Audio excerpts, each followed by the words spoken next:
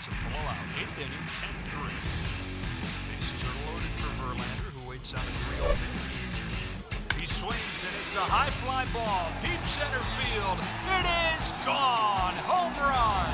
And a huge bat flip to celebrate. All right, Ben, start the show already.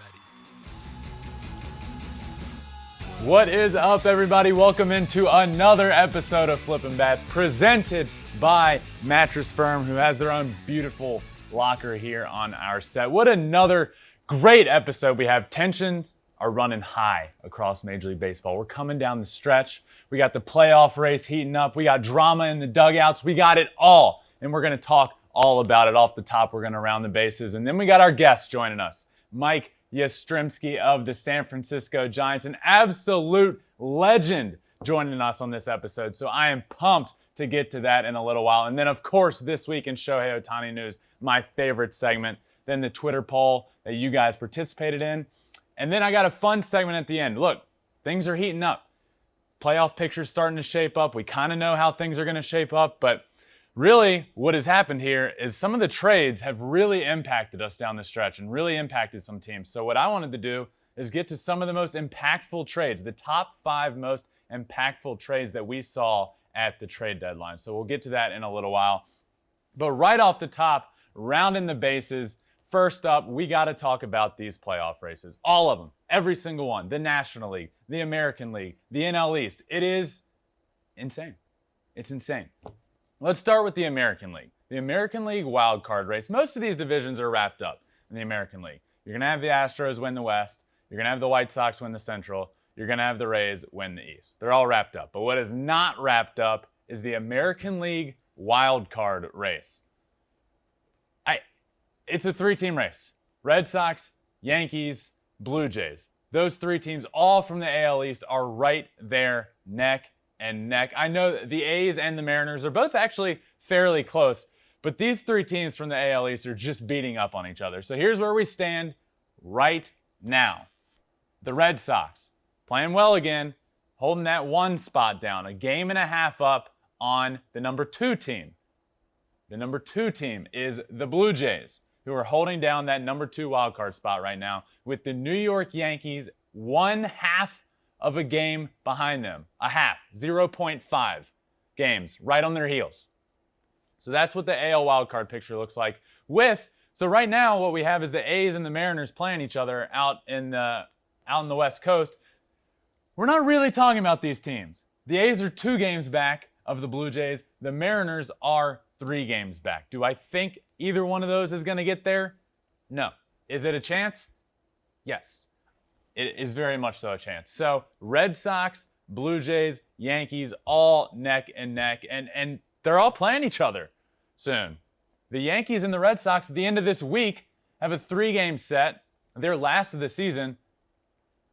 When you look at series, when you look at series throughout a year, you pinpoint the really important ones. This one's circled. Red Sox, Yankees, last time of the year. You knew it would mean something. We didn't know what, and now we do know what it means.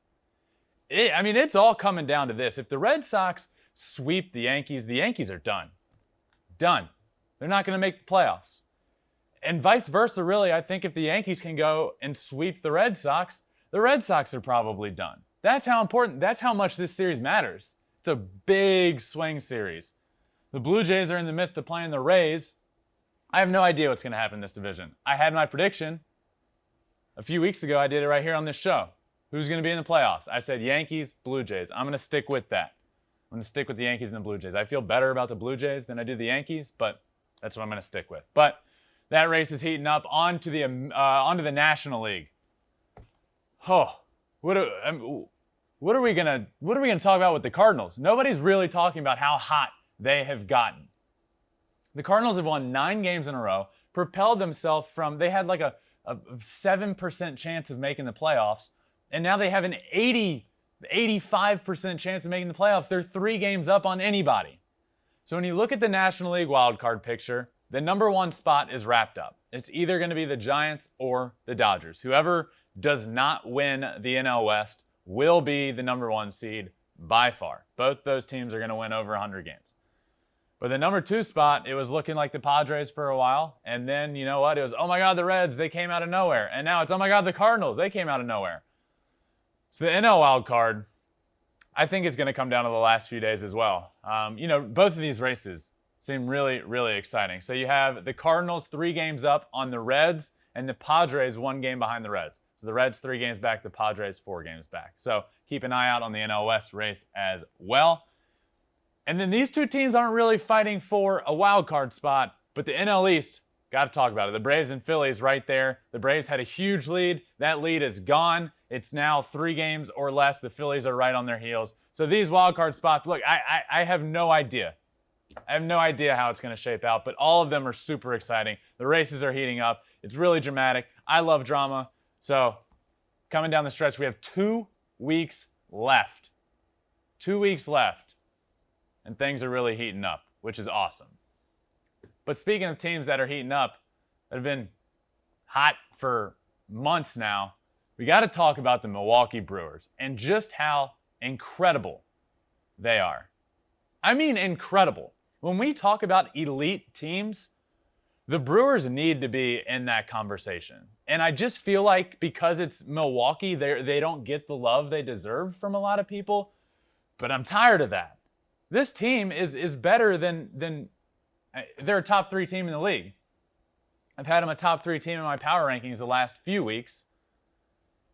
But we need to talk about them in depth and why they are so good and why they're underlooked. When you look at the main teams in the league, you look at the Dodgers. We talk a lot about what the Giants are doing. We talk about the Rays.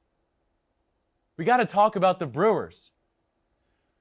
In May, it was right around May 20th, the Brewers were 21-23, under 500.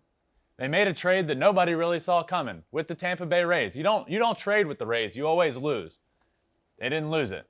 They acquired Willy Adames to be their shortstop. It transformed their entire season. They were 21-23 at the time they acquired Willy Adames. They are now, since then, 70-36. Since that day, they are 70-36. They have over a 10-game lead in the NL Central with a surging Cardinals team that we just talked about. They have a 10-plus game lead over them. That's incredible. This team is the real deal. Then they acquire Eduardo Escobar at the actual trade deadline and just get another good bat for that lineup. So this lineup is good. They put up runs. But you know who doesn't put up runs? The other teams when they're playing them. And this is why this team is so good. This is why I have them predicted to do so well in the playoffs. Corbin Burnes. I don't even know who the ace of this staff is. Corbin Burnes, Brandon Woodruff, I don't know. Corbin Burnes is probably pitching like that this year. He has a 2.34 ERA on the season. One of the Cy Young frontrunners right now, him and Scherzer, neck and neck at this point. Brandon Woodruff, 2.55 ERA. So they're 1 and 2 guys. Look at that. And then their 3 guy, Freddie Peralta, 2.65. I've said this so many times. Pitching wins in the playoffs. I've seen it time and time again. The playoffs is a different beast. It's a different animal. I'm telling you, pitching wins, and nobody does it better. You can argue the Dodgers rotation, yeah, but I'll take this guys. I'll take these guys. 10 times out of 10, I'm taking the Brewers rotation. Those top 3, no thank you. I do not want to face them in the playoffs. And then let's look at the back end of the bullpen, which is so important. Devin Williams, their 8th inning guy, 2.55 ERA. And then you get to the 9th, you have Josh Hader with a 1.34 ERA on the year. So you have 3 dominant starters. That's what you need in the playoffs. Give me 3 guys that can start games. They have 3. They're all dominant. Then you need an 8th and 9th inning guy. This team is built for success, and this is exactly why I tweeted out on August 20th, I got the Milwaukee Brewers winning the National League pennant. There, I said it. Not only do I stand by that, I would double down on it if I can. I said that a while ago, and I still believe that. The Milwaukee Brewers are going to win the NL pennant and represent the National League in the World Series. And their pitching is a huge, huge reason why. And we need to start putting some respect on the Milwaukee Brewers because they're the real deal. But heading on over to third, here's the drama I was talking about. I mentioned off the top of the show, we got drama. And it's with the San Diego Padres. And it happened this past week in the dugout. Manny Machado and Fernando Tatis got into it. Manny Machado was seen on a fan's phone camera yelling, "It's not about you." Screaming it.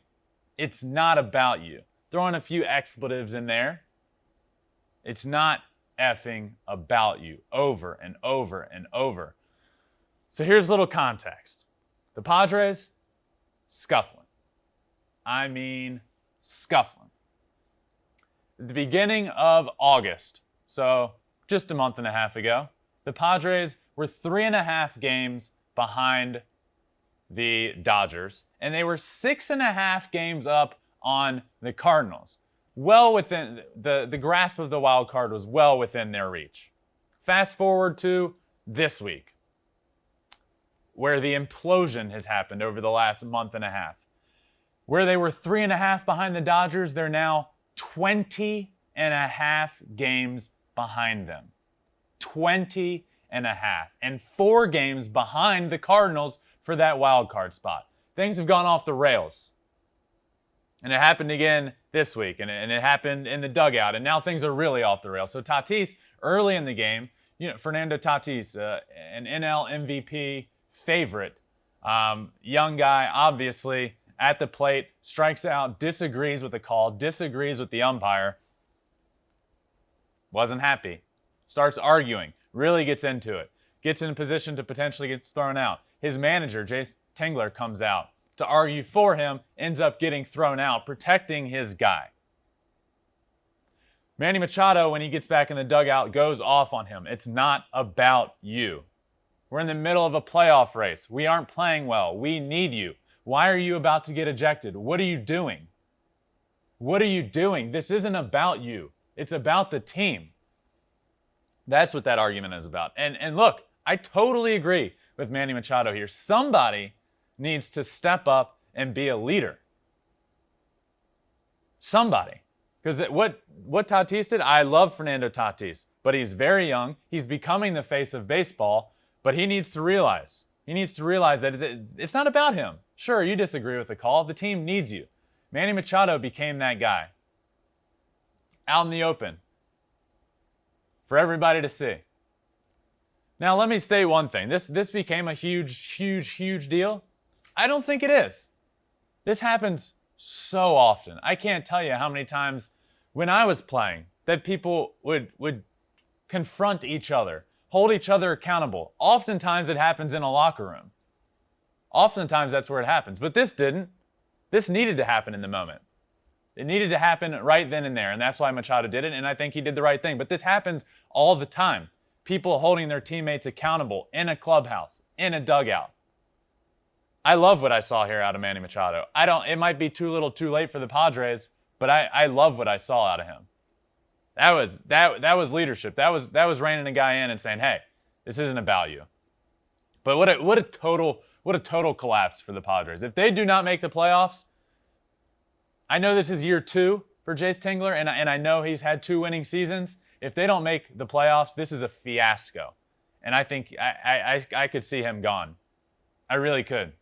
This is a fiasco of a year for the Padres. And if they don't get in, oh man, something's going to change. But just another tough week and an implosion in the dugout for the San Diego Padres. Things are not good down there in San Diego. But let's move on, rounding third and heading home. Let's move on to the San Francisco Giants. Speaking of things that were not good, this is the contrary. Let's talk about the San Francisco Giants and just how good they have been. A team of destiny, it seems. They have been in first place for most of the entire season at this point. I know there's like a day here where it happened and early on, but for the majority of the season, the San Francisco Giants have been the best team in the NL West and the best team in all of baseball. How? How has this happened? Well, one, it just seems like a team of destiny. Two, they do all the right things. They pitch well, they hit well, they score enough runs, and they pitch really, really well. That's what they do. But it really got me to thinking, were we this wrong? Like, how is this possible? How are the Giants doing this? Because I didn't foresee this coming to start the year. Quite the contrary, actually. Dodgers, Padres, that's going to be the NL West. I couldn't have been more wrong. You know who else couldn't have been more wrong? Las Vegas. I looked at their win total. Their projected win total on the season was 75.5 wins. 75.5. We have 2 weeks left to go in the season.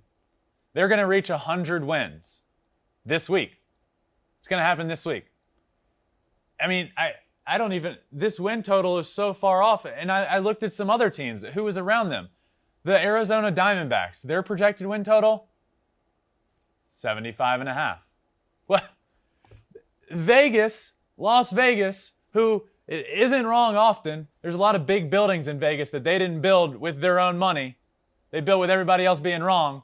They're always right.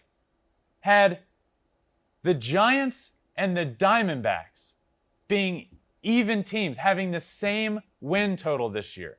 The Diamondbacks are a bottom 3 team in all of baseball this year. The Giants are the best team in baseball this year. It's incredible. And that's what leads me to believe, look, this team does all the little things right. They pitch well. They play good defense. They hit well. But they're a team of destiny, it feels like. And then they go into these big series where all year people are saying, yeah, you know, are they really this good? I know we say they're good, but now they have to play the Dodgers in a huge series. They have to. And they're going into Los Angeles, and there's no way. Like, they're just not as good. And then they beat them. They beat them in the season series, 19 games. They won the season series against them. Are they as good on paper? No. Is anybody? Probably not. But this game isn't played on paper. It's played on the field. And the Giants, a team of destiny, keep on winning. And it is incredible. And I want to learn more about that. And who better to bring in right now than the starting right fielder for the San Francisco Giants, Mike Yastrzemski. Mike, thank you so much for joining me, man. Thanks for having me.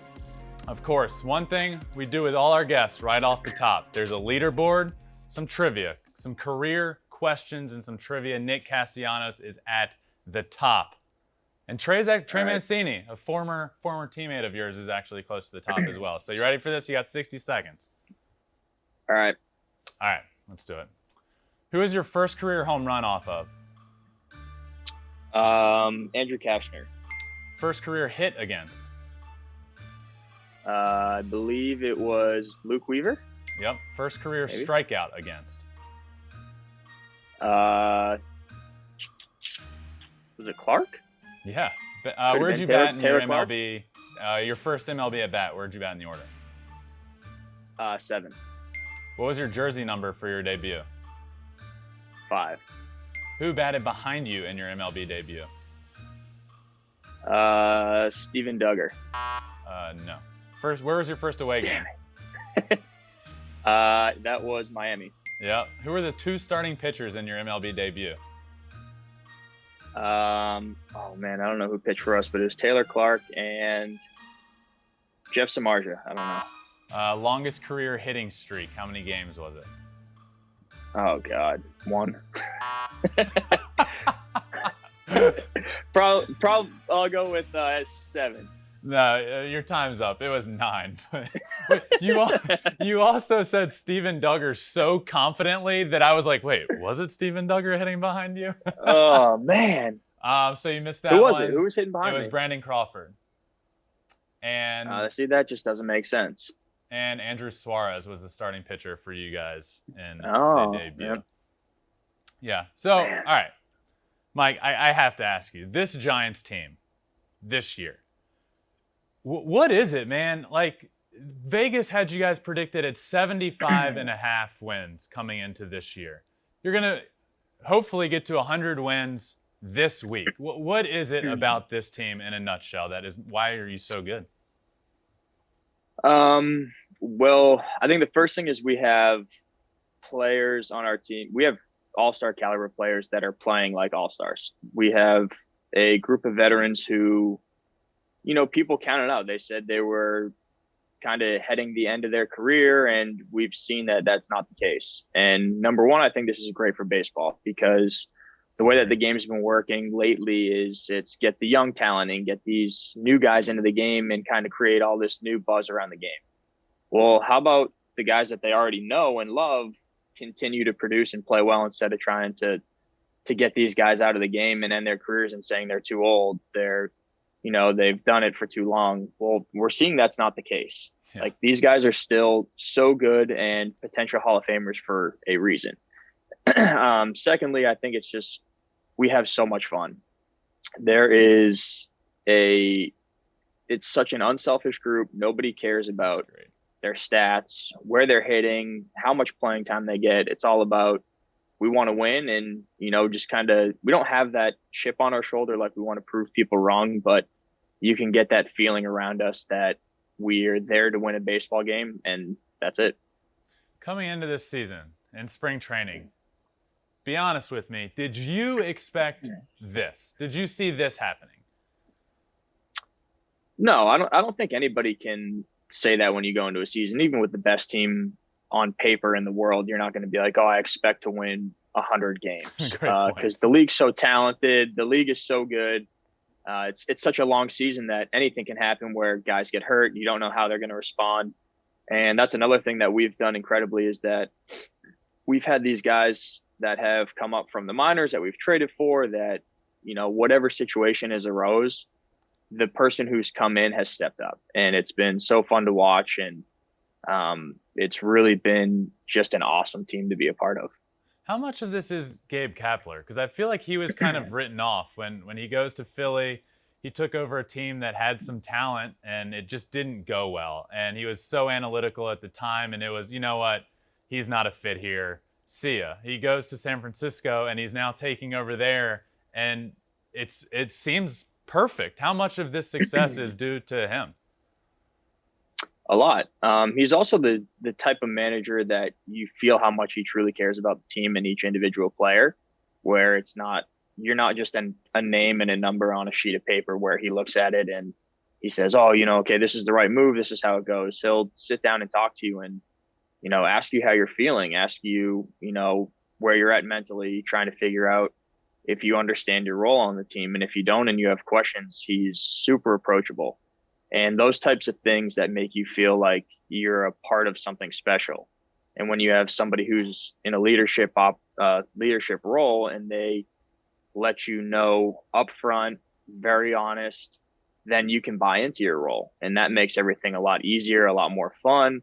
And you have really no worries about, when am I going to play? Where am I going to play? How am I going to do this? Yeah. And a lot of the stress of the game is just taken off you in that sense.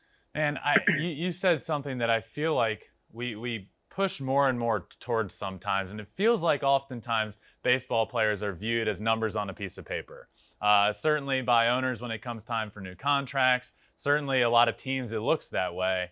And I've heard, now from you talking about it, and from a few guys I've had from the Rays on, they feel the same way, that we're not numbers on a piece of paper. We can go out and have fun. There's something to that.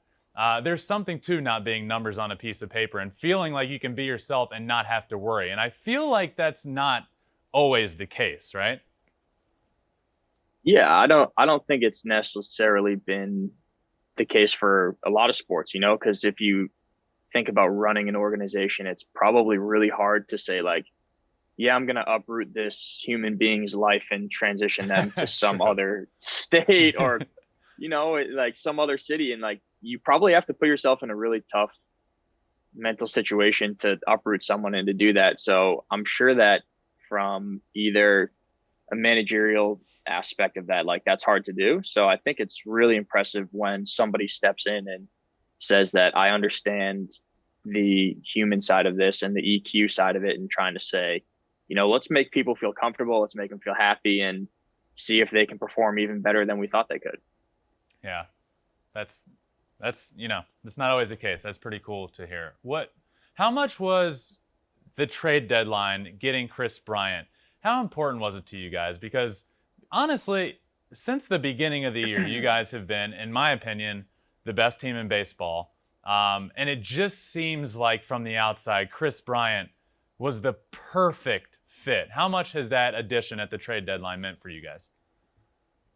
He's been huge. And also when we got him at the time, Longo was still banged up, and we were kind of shuffling guys back and forth from third base to second base to outfield, and to have KB come in and be like, yeah, I can be that guy. I can play third. I can play center. I can play right, left. He's apparently working at second base now. It's just incredible to have somebody who will come in and be like, yeah, I'm super cool with playing whatever place I need to and to help this team win. And, I think it was a big piece in Scott Harris, obviously having a relationship with him with Chicago. So he knew what type of guy he was. And that just gave us an absolute weapon in the middle of our lineup. And he's also a really good dude, which is an absolute bonus. That's awesome. He's certainly the super utility guy. But one thing you guys don't need is a right fielder. So, and if you look at all the stadiums, in all of Major League Baseball, Mike, right field at Oracle, I feel like has to be the toughest. What is, like, when you first go out there and you first start playing right field at Oracle, what did you have to figure out? What have you had to learn about playing right field there? The first thing is that you will never understand a bounce off that wall. You can never play it to where you think it's going to be. It's because it's not going to go where you think it's going to go. There's letters that create different bounces. There's padding. There's different shaped bricks. There's different angles. There's everything you could possibly imagine on that wall. And so a lot of it has to do with trusting your center fielder, because if it hits in the gap part of the wall, it's going to kick towards the center fielder. If it hits on the other side of the wall, it's going to kick almost like down the line. So you have to trust that your center fielder is busting his tail to get over there if it's going to hit that other spot.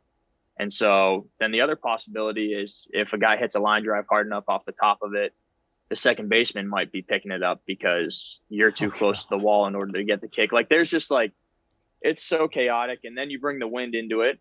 Then you bring the sun into it. So it's just like an absolute battle with that thing constantly. But I got lucky that we had a big wall at Vandy when I was playing left field there, and they had a weird triangle in it.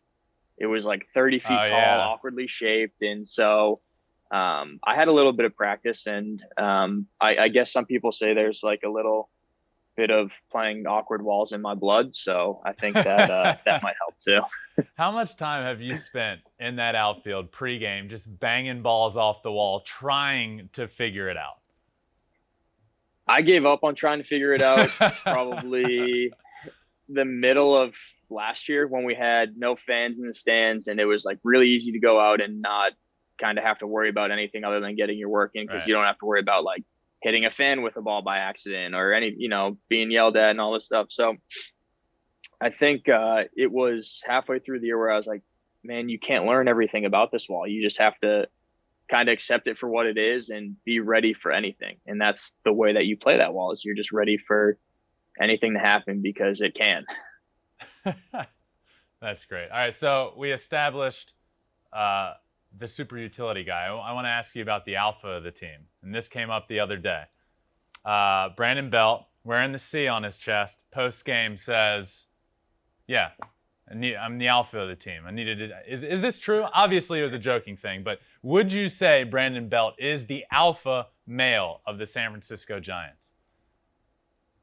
For the sanity of this team, I will say yes. I think this team needs him to believe that, because he has proven how good he is when he has been self-labeled the captain, and I'm gonna keep riding the wave with him. Like I'm just gonna hang on to that shoulder and let him carry us through as far as he can, because it's been unbelievable to watch. Like for some reason, ever since he said that, he's been absolutely dominant. He can't not hit a ball hard. Everything's a rocket. And he's given us a lot of laughs, so we're gonna enjoy it while we can. I mean, even the day he put that duct taped C on his chest, he had like 2 bombs, I think, or a bomb, and then the very next day he does it again. I honestly feel like there's something to just like the confidence behind it, because as you know, and I know, baseball is so mental. It is so mental, and I think just doing that just gives you confidence. And he's been on a tear since. I think that's got to be it. Also, did you see the kid that caught his home run ball taped a C onto his shirt? The last homer that Belt hit. You got to go look it up. It's hilarious. So the kid, like, I think he's wearing a JT Snow shirt. Like you're expecting him to wear this like Brandon Belt shirt, like huge fan, tapes a C onto his shoulder like Belt. But it was just like a JT Snow shirt, and he makes this like leaping catch to catch Belt's home run the other day. It was really funny. I feel like this team, I feel like this team is a team of destiny. There's so much awesome stuff going on, and this wasn't expected, and you're winning so many games. So the question I have for you, if there's someday a movie made about this team, who's playing you? I hope it's Mark Wahlberg.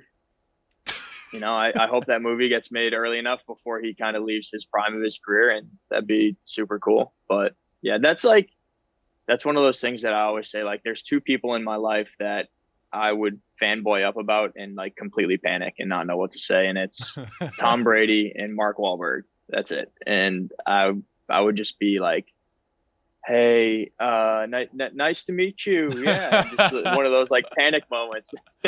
So I would hope it'd be Wahlberg. That'd be my choice. I have the weirdest story about meeting somebody famous that like I've been around it my whole life, so it's not too many people don't like make me get starstruck. But I had the weirdest. And it wasn't Shohei.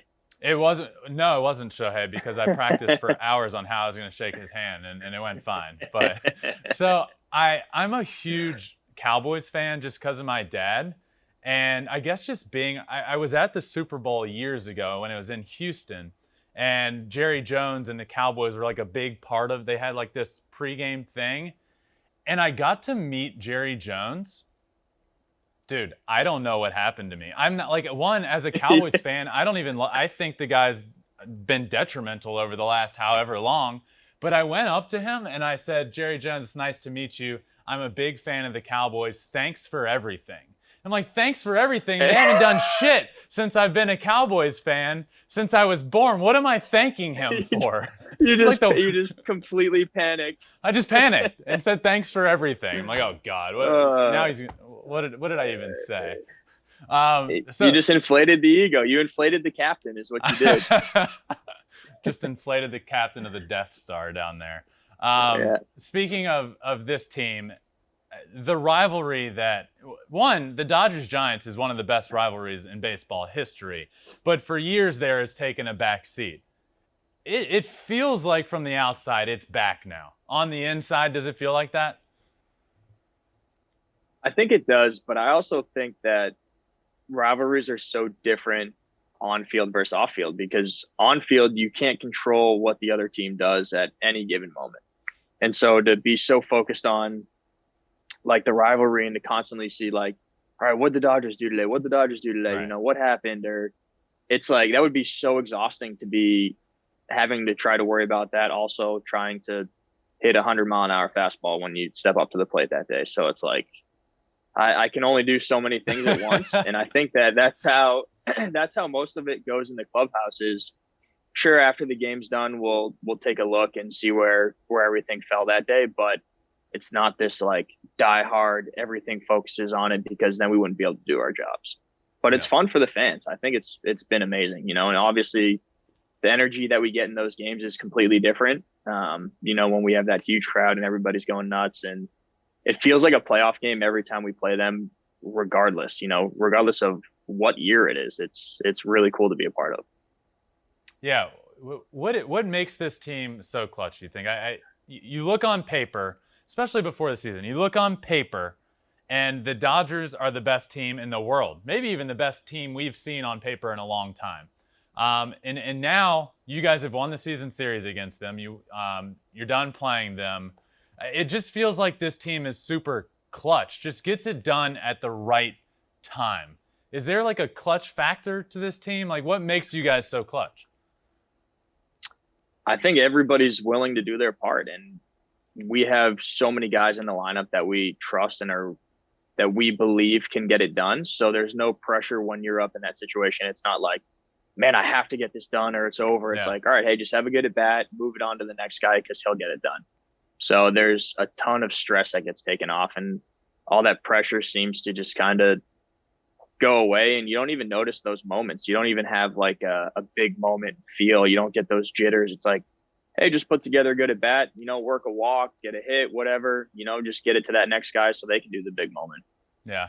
Well, it hasn't always been easy for you. It hasn't always been a big league. You haven't been at the big leagues for a long time. You grinded it out in the minors for a while, and I want to take it back to that. And nobody grinds it out more than in the New York Penn League. So let's take it back to the New York Penn League days where we freaking grinded it out there and played in an all-star game together. Because one of my biggest takeaways from professional baseball was my first road game. And it was in the New York Penn League at Vermont, the Vermont Lake Monsters. Did you ever play there? Yeah, I did. It's a dirt. The Unfortunately, locker room is literally on dirt. That was my welcome to pro baseball moment. And I'm like, oh God, this is going to be a freaking grind. The New York Penn League is a grind. It is. And also I didn't know what shower shoes were. So that was interesting because at Vandy, we kept everything so clean ourselves. Like Corbs made us learn how to take care of everything. So we would vacuum things, we would clean everything. So everything was pristine. It was nicer than being at home. And so we didn't have to wear shower shoes. We could just walk around barefoot because you could eat off the floor. And then I get to a place like Vermont, and they're like, hey, I forgot my shower shoes too because I wasn't used to it. And they're like, hey, here's your shower shoes. And I'm like, what do I need shower shoes for, man? What are you talking about? And then I saw the showers for the first time and got to Vermont, and I was like, okay, yeah. Hey, can I borrow somebody's shower shoes real quick? I forgot mine. Seriously, you get out of the shower dirtier than you got in. You're just walking around on dirt. And for me, that was my first road game. You actually didn't have it bad because you were with the Orioles organization at the time, and down in Aberdeen, y'all's facility was awesome. But you get up there in Vermont, and man, it all turns around very quickly. It got tough there quick. Yeah. Yeah. It's just a little New England loving for you, tough New England people. Exactly. But I know you were teammates with Trey Mancini years ago with them, and he's been on this show. Like you said, we all need to make a trip to the Mohegan Sun, the casino there in Norwich, Connecticut, where I was, and we just need to run Mohegan Sun for a few hours. I would love to. I had some fun there. We had that All-Star game banquet there. Mm-hmm.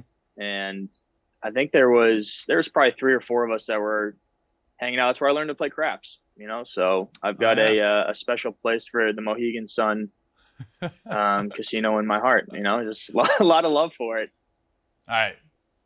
That's where you learned to play craps. Now I need your best crap story. What's your best crap story you have? I actually think that was my best crap story because I randomly literally was just walking by the craps table and kind of leaned on the table, and I'm just looking around trying to figure out what's going on. I had no idea. And this old man is sitting there and he's like, hey, why don't you play? Table's hot. And I'm like, I don't know what that means, sir. I was like, is that good or bad? And so he kind of sits down with me and he's like, I'll teach you how to play. And so he starts going over the odds and the numbers and saying, if you bet $7 on the 8 and the 8's hit, you get $5 back. And I'm like, that makes no sense to me. None. Doesn't work. Not how it's supposed to work. And so he's like, here, just do what I do. And so I sat down with the guy and just didn't say a word to him the rest of the time. Just put my money right next to his and collected money when he collected money. I won $350, and being in the Penn League, I'm like, this is the greatest night of my life. It's more than you make in a month. And then we kind of, yeah. And so we kind of parted ways. Have you ever watched New Girl? Yes. Love New Girl. So he kind of reminded me of Nick's friend Tran, the one that floats him around his friend in the that pool. he meets in the park. Yeah, that he never speaks until the end. So I felt like he was my Tran. He was just like, all right, just kind of fed me these chips and was like, here you go, have a great time. And we just never spoke a word again. And I was like, that's what it's all about right there.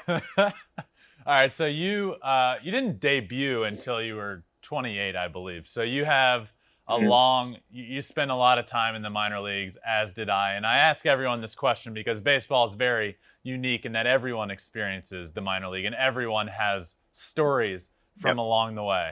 So I need your best story from your minor league days, like one that'll stay with you forever. Oof, I've got a couple of them. What kind of rating do we want to go here? Do we want to go PG? Do we want to go PG-13? Because I've got a good one. Give me your best one. That's all I'll say. If it's, right. I don't care. Just give it to me. So I'm hurt. I sprained my ankle, and so I was getting treatment before the game, and I was kind of late to go out to the national anthem, and we were in, I think this was low A. This was like really, really early in my career. So you're with the Orioles? And I'm running out there, still? and yeah, I was with the Orioles. I think we were in Greensboro. Okay. I was in Del Mar, but yeah, it was Greensboro. So we're running out, we're trying to like rush, and we get halfway out, like there's a little tunnel, and we get halfway through the tunnel, and there's tons of fans there, and they're doing the national anthem. So we stop for a second, and then the anthem finishes, and we're like in a rush, and this guy, this like 50-year-old man is leaning over like these children, and I'm like, what is wrong with this guy? And so it's me and like one of my best friends, and so the guy's like, yes, can you sign this? And I was like, no, I can't, I have to go, like the game's about to start. And he leans over the railing over these 6-year-olds, and he goes, just because you're Carl Yastrzemski's grandson doesn't give you the right to be a effing jackass. And I was just like, oh my God. Like, and my buddy almost like he fell over laughing so hard. He's like, I couldn't believe somebody just said that. And but people are ruthless in terms of that stuff. But he was like just like barreling these children. I'm like, man, this is wrong on so many levels, but it was so funny at the time and just took me by so much shock that we couldn't do anything but laugh. That's great. One thing we share is a very, very unique last name that holds a lot of weight in the baseball world. And I know personally for me, there was a lot of pressure that came along with it, a lot of like feeling like I was never doing enough, like I always needed to do more to represent the last name and to live up to some sort of, just not live in a shadow. What is that like for you? Is it similar? What has that pressure been like with you and being the grandson of Carl Yastrzemski? I think it's probably a little different just in the generational gap. I think it was a lot tougher for my dad than it was for me. But in a sense, I never tried to emulate it because it's so ridiculous to be like, yeah, I want to have a 23-year career and be a Hall of Famer and have over 3,000 hits and over 400 home runs. Like, yeah. I could never look at myself in the mirror and seriously say that. So my goals were usually really simple. It was like, I want to play in the big leagues for a day. And when things were going really tough in the minor leagues, it was a lot easier to lean on that than to lean on like, oh man, I'm not living up to a Hall of Fame career. So I think I made it really simple for myself by saying like, I know I'm never going to be that good. Like that's something that like one out of every maybe a couple million people will be that good. To be in the Hall of Fame is such a, incredible thing. And obviously your brother will be there one day, but I think it was probably a little tougher for you because of how close you were to him in age and your relationship with him, obviously. So I think those things weigh on us heavier than, for me, where there's this like big generational gap where, the kids that are watching us today probably have no idea who my grandfather is. I would sure hope they do. But yeah, that is, it is being 9 years. It's not a lot, but to the same, what you just said, he's a Hall of Famer. It's tough to live up to that. That's still what I get every single day to this point in my life. Every single day of my life. You'll never be as good. I'm like, yeah, duh. Like, of course I'm not. Obviously, I know that. One, I grinded out in the minors for 5 years. I'm done. But two, I'm fine with that. He's one of the best of all time pitchers, and I'm 1-for-1 with a homer off of him in my life. So you know what? I'll give him the better honor, but everything I need, I got. Who's really better? That's to be determined, because I don't think it is to be determined though, to be honest with you. It already has been. We have one at bat of sample size in professional baseball, and deep center field, about 430. It's science. You can't argue it, right? So. Yeah, that's written in history. Yeah, but you're right. The relationship with my brother and I is very close, and that makes it tougher. What's the relationship like with your grandfather? It's good. Actually, I've been so lucky that he understands that I have my own career, and he's so invested in it, which is so cool. He watches every game, and he doesn't call me when I stink. He doesn't call me when I play well. He calls me whenever he wants to talk, and I think that's really, really good for us, because it doesn't have to be forced. It doesn't feel like he's telling me what to do. He said it to me before. He's like, I just want to take a step back and watch you and enjoy it. And I think that's really impressive and hard to do for someone of his stature in the game. Like, he could very easily be calling me every day, telling me what I need to do, how to hit, how to play defense, how to do all this stuff, try and talk to my managers, because it'd be easy for him to do that, right. But he's never done that once. And to have his knowledge behind me when I really need some help or really need some advice has been great. It's hard for me to not be romantic about baseball. I love this game. It gives me chills all the time when cool things happen. And the year you made your debut was one of the coolest things, in my opinion, when you went to Fenway and threw out the first pitch to your grandfather at Fenway Park. I got the goosebumps watching it, just knowing you and having been on the All-Star team with you and knowing how big of a moment that was and watching it. How awesome was that whole day and that whole experience for you? It was so wild. It was probably one of the coolest things I could ever do in my life. But I don't know if has any away player ever caught the first pitch. I don't know if they keep track of that or when it's happened, how it's happened. But in my mind, I think that's the only time that's ever happened. And that was so cool to essentially be playing catch with my grandfather at Fenway, because I'd never done that. Even when I get to go to games with him and stuff like that, he would throw out the first pitch and I'd be standing there watching, and then he'd go hop in the car and head home, and I'd stay and watch the game.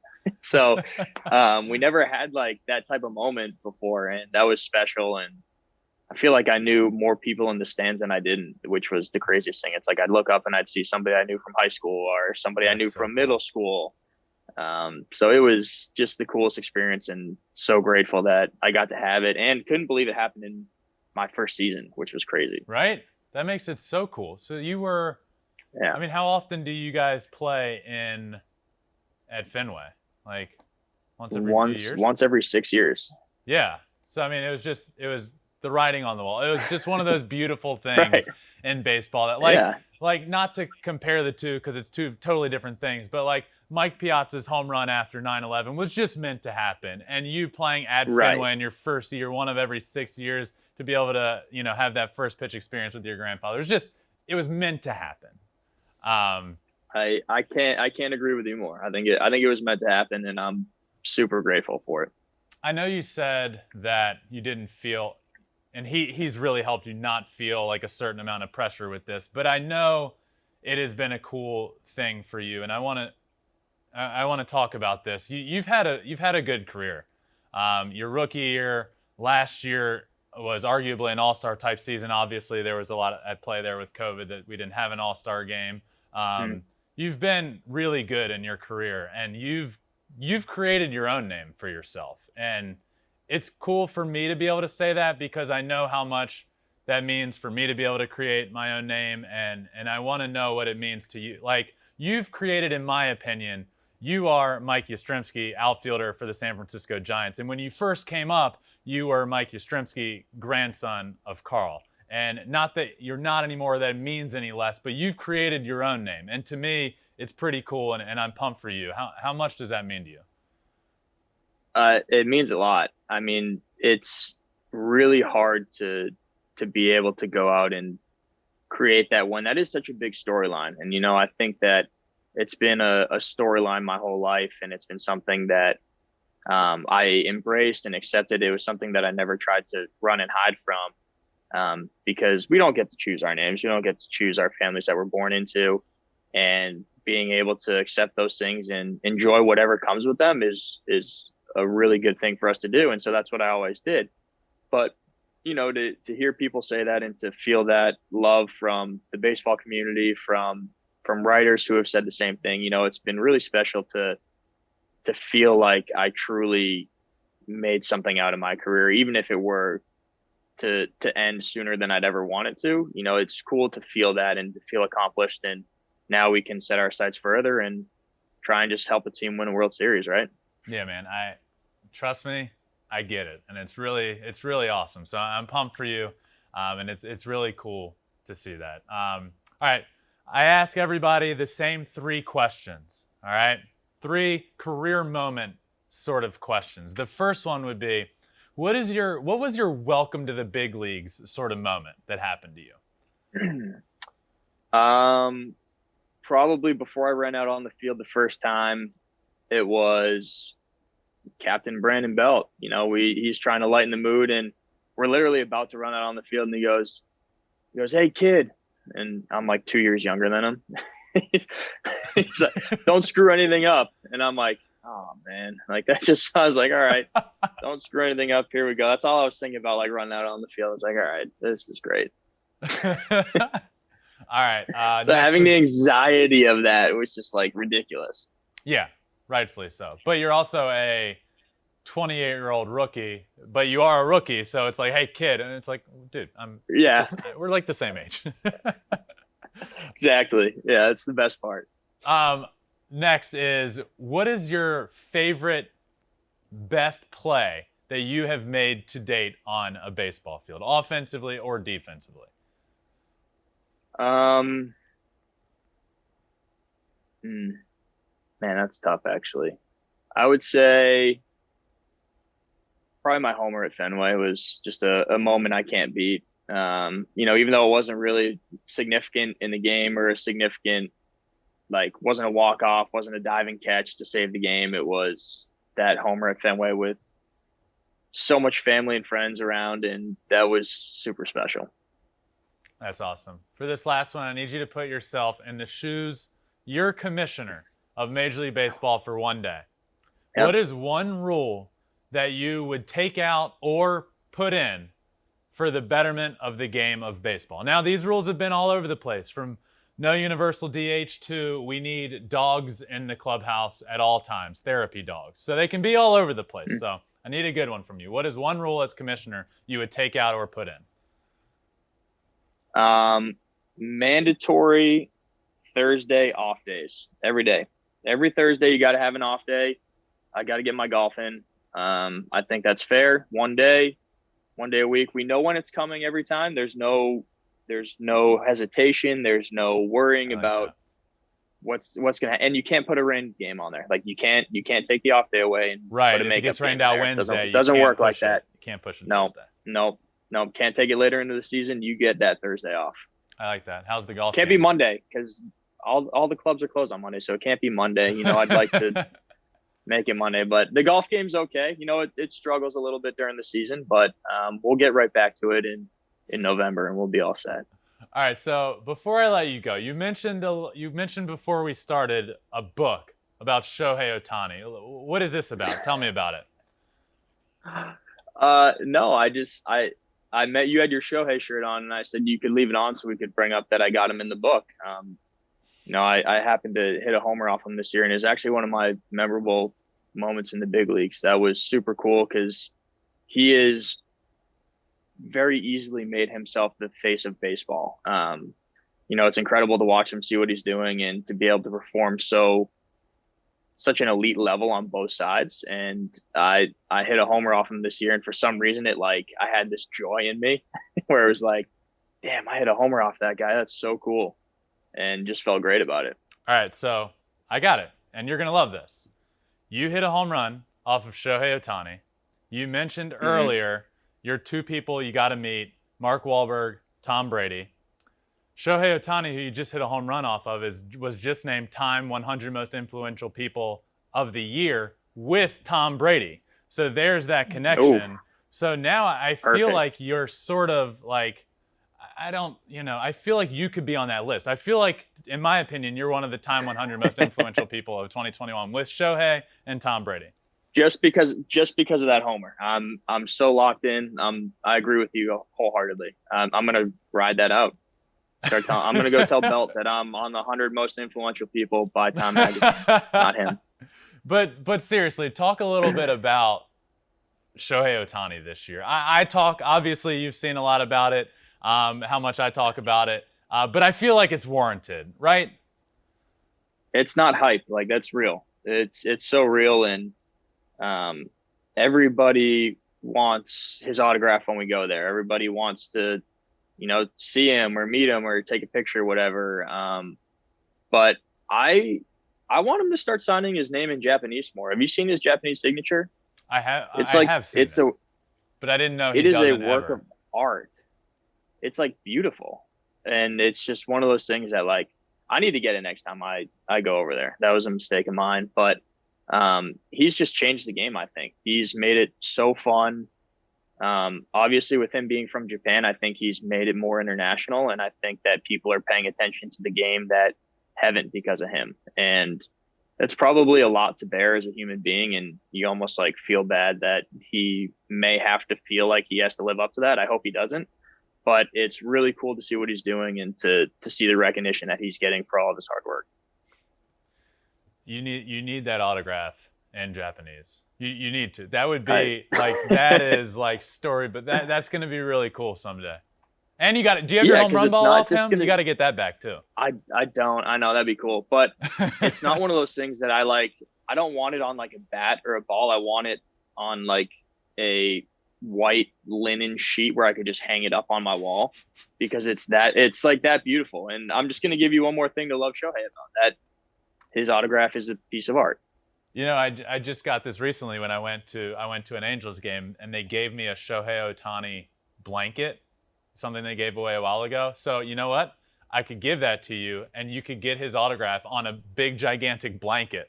you could hang that up someday. Hang a big Shohei blanket on my wall. Perfect. Dude, thank you so much for joining me. I really appreciate it. We got me, you, Trey, and some of the Vandy guys that I played with at the Tigers. We got to get back together and do a Mohegan Sun trip. We really got to make that happen. I'm in. Let's do it. All right, man. Thank you so much. I really appreciate it. Congrats on the success y'all are having this year. Go win a World Series, and thanks for coming on. Come back on whenever you want, dude. Thanks for having me, man. Appreciate it. All right, see ya. All right, and I wanted to thank Mike Yastrzemski again for joining me. What an absolute legend he is. The Giants, they're the best team in baseball this year. Why? Well, we got to hear from him. What's going on in that clubhouse? What's going on the field? So thanks again, Mike, for joining me. But now it is time to get into my favorite segment. I got the shirt back on. We're ready to roll this week in Shohei Ohtani news presented by Mattress Firm. So talk to an expert and unjunk your sleep today. I promise you, you will not regret it if you make the switch. But let's get into it. This week in Shohei Ohtani news, I'm going to talk about why he's not hitting as many bombs. I'm going to talk about his dominant outing on the mound this week, and I'm going to talk about an honor he got that is very, very special. So let's get into it, and let's start with that outing he had on the mound against the Oakland A's. He's back. He took a little bit of time off. I was getting a little worried that we wouldn't see him pitch again this year. To be honest, I was really worried we wouldn't see him back on the mound this year. But he came back, and you know what I thought at first? I thought we probably won't see him throw very long. He's probably not going to be able to throw many pitches. He went out there, and he dominated for 8 innings, 108 pitches, 8 innings pitched, 10 strikeouts. What an outing. You know, I was locked in on this game. Obviously, I was watching him pitch. I was locked in, and the 8th inning comes around, and he gets into some trouble. And this is where I thought for sure he was going to get pulled. He gets into trouble. He hits a guy. The bases are loaded. I thought for sure Joe Madden was coming out and pulling him. But you know what? It didn't happen. He trusted his guy. He let him stay out there. And Shohei threw the nastiest splitter to strike out the guy to get out of the bases loaded jam in the 8th inning that I have seen him throw in a long time. We've talked about that splitter. It is the best pitch in baseball this year, and it has been since he came into the league. Nobody hits it, and that one was disgusting. So what a great outing. It was really cool to see that because we're getting later in the year. He hadn't pitched in a little while because of his little arm soreness. The hitting has, he's slowed down. Not as many bombs happening. It's late in the year. This guy's done a lot. Let's give him some slack. Let's cut him a break. Then he goes out on the mound and he throws 8 innings, 108 pitches, and quiets a lot of the doubters saying, you know what, this has been a long season. What an awesome season, but, I get it. Nope. Goes out, 8 innings, dominates against the A's. I was worried he was going to get the loss, but he didn't. The team comes back, scores some runs. He gets the no decision on the day. And one thing I found interesting was his post-game interview, where he talked about just how much and how important pitching is to him. He said, I want to be pitching next year and beyond. So this whole experience from this year is going to help me down the road, which was cool to hear. But this next part was important, I thought. It's been hard to keep the motivation up being out of the playoff race like this, which coming from Shohei is a powerful statement. And it's true. We all see it. Games don't mean anything for them. They're not playing for anything. He doesn't have Mike Trout out there. The team's a shell of what we thought they were going to be. They're under 500. They're not playing good baseball. It matters, guys. I promise you. Take it from me. I was in a clubhouse for 5 years professionally. When you're not playing good baseball, it is hard to stay motivated. It is hard to go out there and do your best because where things become better for you and where you can perform your best is when you're going out competing. Not when you're thinking about everything that you're personally doing, when you're competing and you're trying above all else to win games for your team. So they're not in the playoff race, and he admitted it's been tough to stay motivated. But what a dominant outing on the mound. But let's talk a little bit about his hitting. And it's no secret, he hasn't been hitting as many home runs as he was. In the first half, to start the second half, we've seen his home run lead get smaller and smaller, and then we've seen him overtaken by Vladimir Guerrero Jr. and Salvador Perez. What's going on? What's happening? Well, a few things, in my opinion. One, the guy doesn't see any strikes. And I mean, none. The lowest strike percentage in baseball. He just doesn't get many strikes when he's at the plate. So then, you move on to that. He's not getting many strikes. He keeps walking. I was watching his game the other day. He was 0 for 0 with 2 walks in like the 7th inning. They were intentionally walking him. He has no help around him. I can't stress how important that is. You guys may think, oh, well, everybody else, it's not a big deal for other players. Salvador Perez, who's not on a good team, has Andrew Benintendi behind him. And you may be saying that's not a big name. The guy's hitting almost 280 this year with a bunch of homers. He's having a good year. He's good protection for Salvador Perez. Okay? So he has protection. And then you want to talk about Vladimir Guerrero Jr. It doesn't matter who's around him. His whole lineup is stacked. You got Marcus Semien. You got Bo Bichette. You got a bunch of guys that are capable of hitting the ball out of the yard. A bunch of guys that are having fantastic years. Marcus Semien is arguably having an MVP year. The guy's going to be in the top 5 easy of the MVP conversation. So you want to talk about protection. You got it with them. Shohei Ohtani is the one guy in that lineup that you can't let beat you. And teams aren't. They're not letting him win. They're not letting him beat them. And it becomes tougher and tougher. He knows he's the guy in that lineup. He knows he's getting pitched tough. So his thing is, 1, he's not getting strikes, and 2, he's struggling. He is chasing more pitches. He's not seeing many strikes, and he's chasing them. He's pressing. He wants to do well. He wants to hit homers. He swings at those balls because he's not getting strikes to swing at. Take a look at a tweet I saw this past week. Shohei Ohtani has 128 hits this season. Most by a player with at least 20 games pitched since Dave Fouts had 156 base hits for the, get this, the Brooklyn Bridge Grooms of the American Association in 1888. So yeah, he's struggling a little bit at the plate. He's not getting many pitches. He's walking a lot. He's swinging at some balls. He's pressing. But when I say this MVP race is locked up, it's for everything that has happened this year. It's for the start he had on the mound earlier this week that I talked about. It's for the 40-plus bombs he has on the year that have never happened before from a pitcher, ever. Stats like this. The Bridge Grooms, the Brooklyn Bridge Grooms. You all know them, right? No. The Bridegrooms. Exactly. We don't know who they are. It's the Bridegrooms. He hasn't done it. This hasn't been done since 1888. I mean, that's why. Everyone, that's why he's the MVP. So yeah, it's slowed down on the offensive side. The bombs have slowed down. He's just getting walked. I hate seeing it. I called it right after the All-Star break when he started getting walked and walked and walked. And then it was realized Mike Trout's not going to come back. There's no protection. This guy's going to get walked all year long. And he has been. But make no mistake about it, he's the MVP. Specifically because of stats like this. Dave Fouts, the Bridegrooms, 1888. That's the last person that did what Shohei Ohtani's doing. I mean, come on. I get the argument.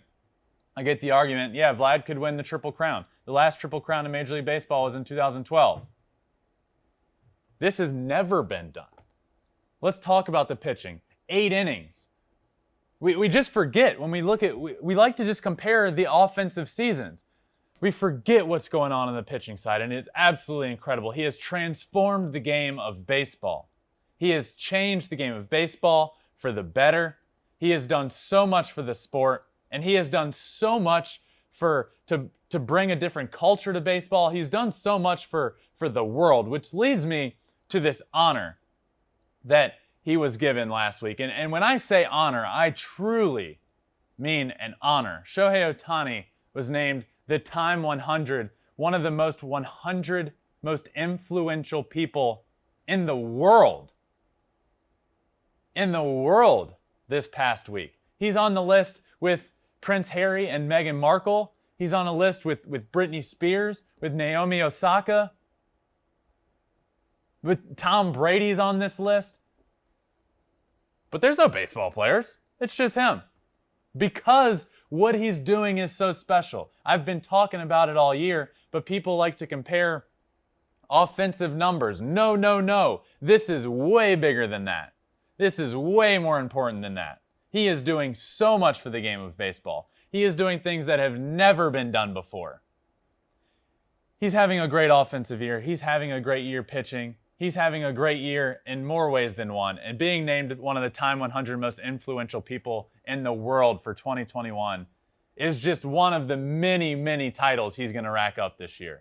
And this one is really cool. And this one is very, very special. And just one of the reasons that he is hands down the MVP, despite not hitting as many homers, despite not getting his on base as much, despite getting a ton of walks, despite pitching great.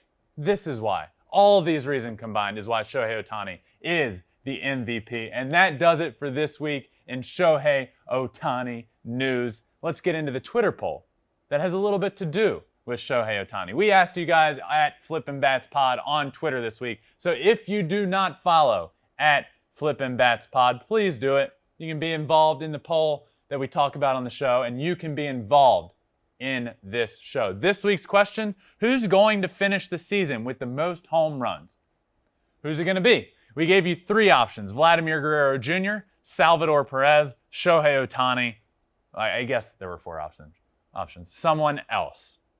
It's not going to be someone else. That's why you guys gave it 2.3%. Vladimir Guerrero Jr. won the poll with 47.2. Shohei Ohtani came in second with 40.1. and Salvador Perez with 10.4.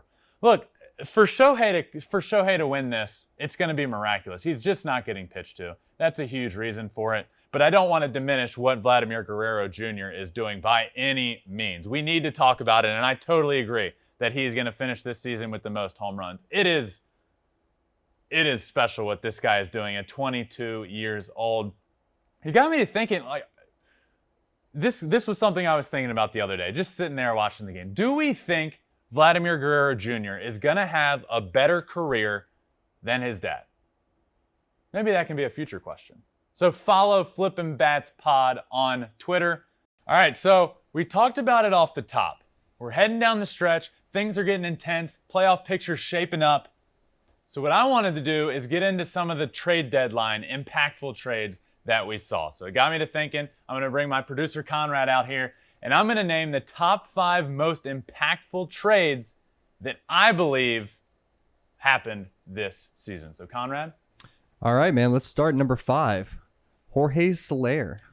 Yeah, Jorge Soler with the Royals this year was really underperforming. I mean, hitting 192 at the Royals. He goes to the Braves. He's hitting 276. He has 10 bombs. And the Braves have gone from a team under 500 that couldn't climb over 500 to leading the division, and it looks like they're going to make the playoffs. So, look, is it the most impressive numbers in the world? No, but has he been super impactful and exactly what this team needed? Absolutely. So that's why I have him at number 5. Number 4, Jose Barrios.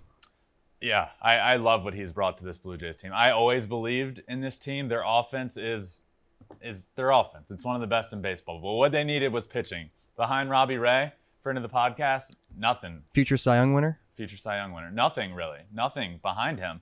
And they bring in a guy that's going to go out every 5th day. He's 5-3 with the team with a 3.39 ERA. It's exactly what they needed. Somebody to go out every single 5th day and give them a chance to win the ball game. If you have a good start on the mound with the offense they have, that's game over. And he's been great for them. So he's there next year too, right? And he's there for another year, which was a huge part of the trade. They gave up a lot to get him, but he is under control for another year, which is huge. Love it. Number 3, Trey Turner. I mean, that pickup for the Dodgers was huge. He's hitting over 300 with them. He has a bunch of stolen bases. He plays a premier position.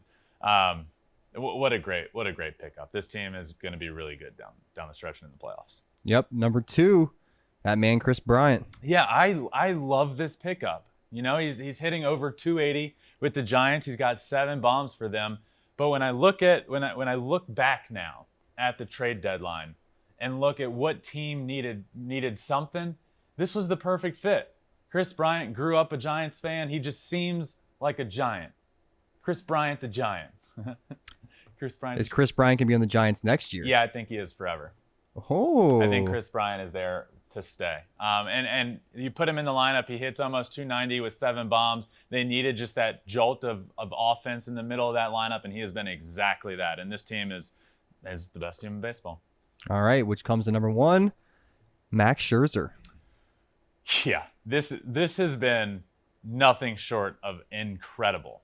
He has been nothing short of incredible. 7-0, a 0.78 ERA, 79 strikeouts, and 7 walks. A whip of 0.65. I mean, this is incredible for sure. Easy. This was easy. An easy number 1. Who has been the most impactful? He's lights out.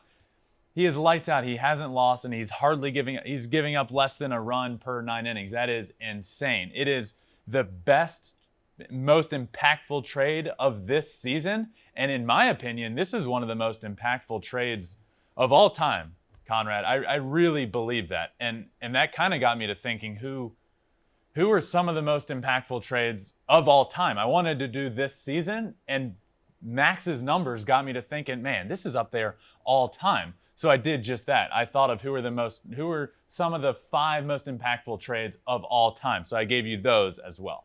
Yeah, let's get into it. We're going to start with Randy Johnson in 1998. Yeah, so these are in no particular order, just trades that were made at the trade deadline that guys just went on to have Max Scherzer-esque rest of the season. So Randy Johnson in 98 was 10-1, a 1.28 ERA, had 116 Ks in 84 innings.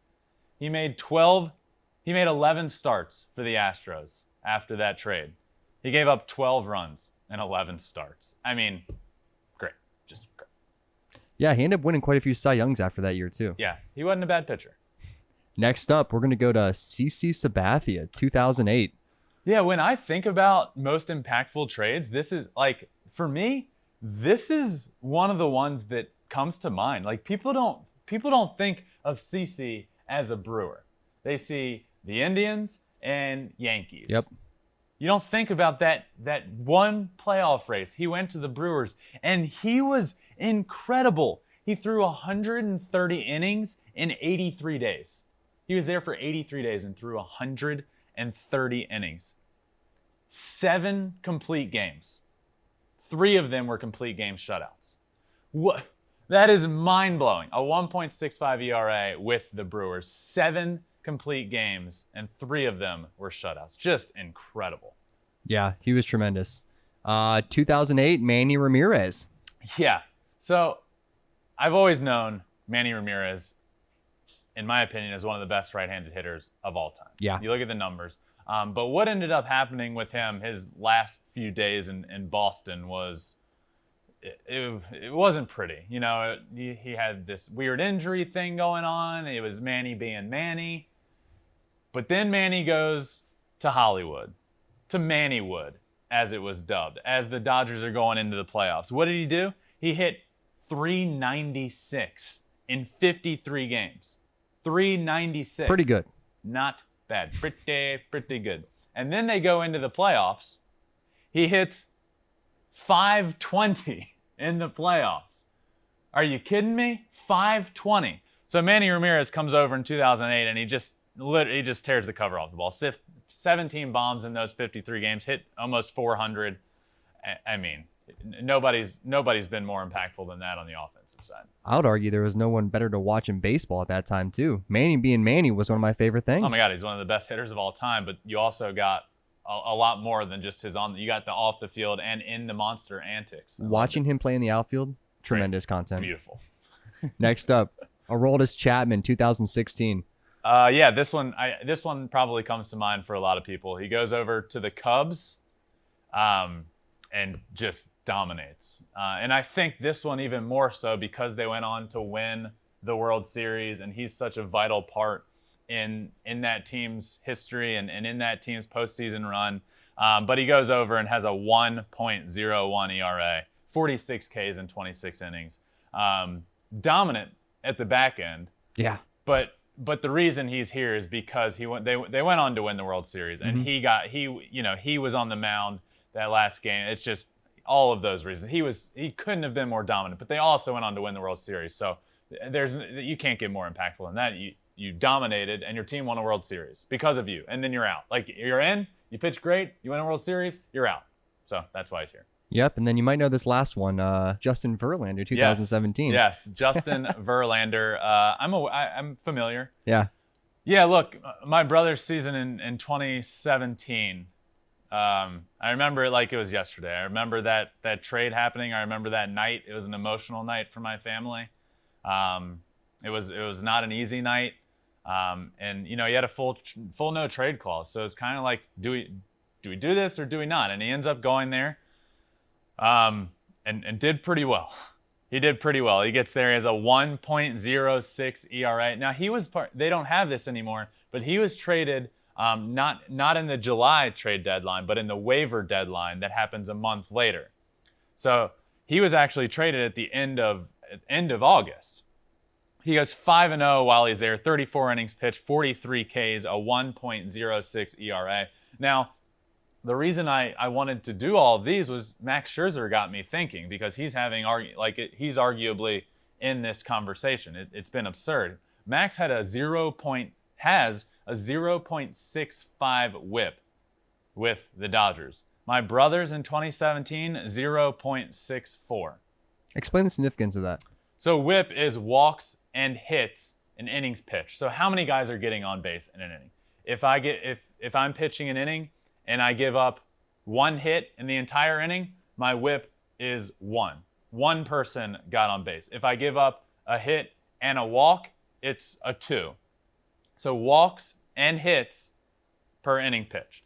So less than a 1 is nobody getting on, like a 1 is one person getting on base in the entire inning. A 0.64 is almost half of that. So players were getting on base basically once every other inning, which is absurd. So yeah, I can't have this list without having my brother on this list. So yeah, kudos to Max Scherzer for being the most impactful trade at the trade deadline this year, and one of the most of all time. And that just got me to thinking of 5 of the greatest of all time. So Conrad, thanks for coming out and helping me with this segment. But let's move on to some extra innings before we head out today. I got 2 extra innings for you. Not 1, but 2.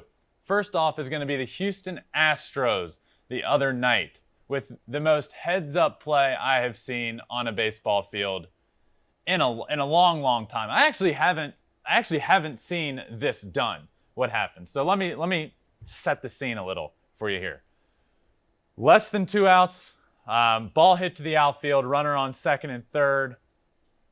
Yuli Gurriel tags up from third and scores. Kyle Tucker tags up from second and heads to third. What happened here is it looked like Yuli left a little early. So they could have appealed, thrown to third, Yuli's out, run doesn't count. Okay, that's what happened. So the heads-up play that happened here comes from the third base coach, I believe, who's right on top of it. So what happened is Kyle Tucker's standing on third base. The Diamondbacks are getting ready to appeal to third to get Yuli Gurriel, who they believe left early, to appeal. And apparently the third base coach thought he was going to be called out. So what happens? He tells Kyle Tucker to leave early. So they're in the middle of the appeal, but Kyle Tucker takes off. So the pitcher steps off, as you're supposed to. You have to do it during a live ball. That's the big thing here. You have to appeal during a live ball. So the pitcher, ball gets put back in play, pitcher steps off, throws to third, Kyle Tucker takes off.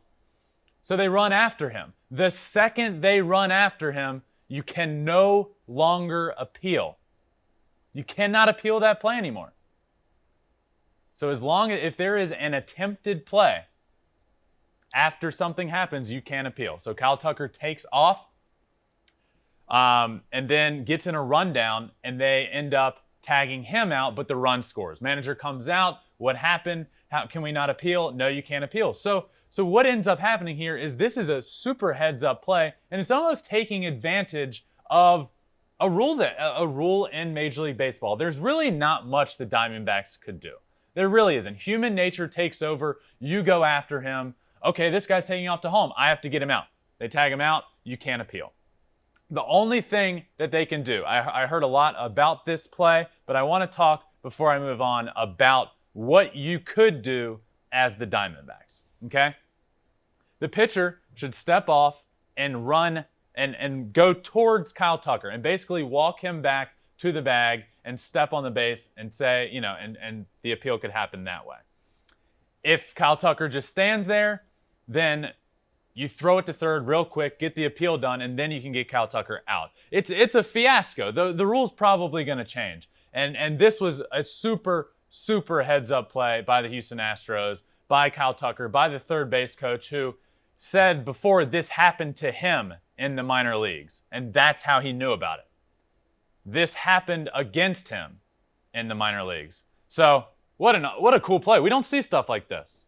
You watch baseball long enough, you're going to see stuff that you never see all the time. So really cool play by the Astros. Super heads up.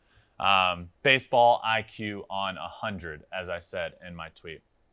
We're moving on to the second extra inning. Salvador Perez. I can't not talk about Salvador Perez. We just had Nicky Lopez on last week, who talked about how impressive this season is, his work ethic, how he goes out there every single game, how if it wasn't for a little stomach virus he had, he would have played 162 games. As a catcher, that is unheard of. But what Salvador Perez did this week was he broke the all-time single-season home run record for a catcher, breaking Johnny Bench's record of 45 homers in a season. He broke it, and he is now the all-time single season record holder. Absolutely incredible season, and really cool to have Nicky Lopez on last week to talk about how much goes into it for him. He's not just going out every day and hitting bombs. There's a lot that goes into it. And I promise you, I've seen it. As a catcher, it takes so much more. Catching is the hardest thing to do on the body. It is the hardest position to play. To be able to go out there every single day is miraculous. So kudos to him for the season he's having. But most importantly, congratulations for breaking Johnny Bench's record and becoming the all-time single-season home run record leader for home runs by a catcher in a single season. And that does it for this week's Flippin' Bats. Make sure you're subscribed everywhere on Spotify, on Apple Podcasts. If you're listening on Apple Podcasts, just stop, hit 5 stars, leave a little comment. Super easy and very, very helpful. So please do that.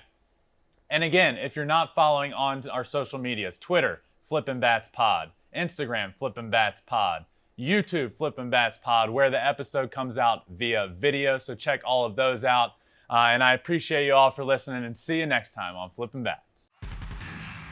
It's a blowout, 8th inning, 10-3. Bases are loaded for Verlander, who waits out a 3-0 pitch. He swings, and it's a high fly ball, deep center field. It is gone.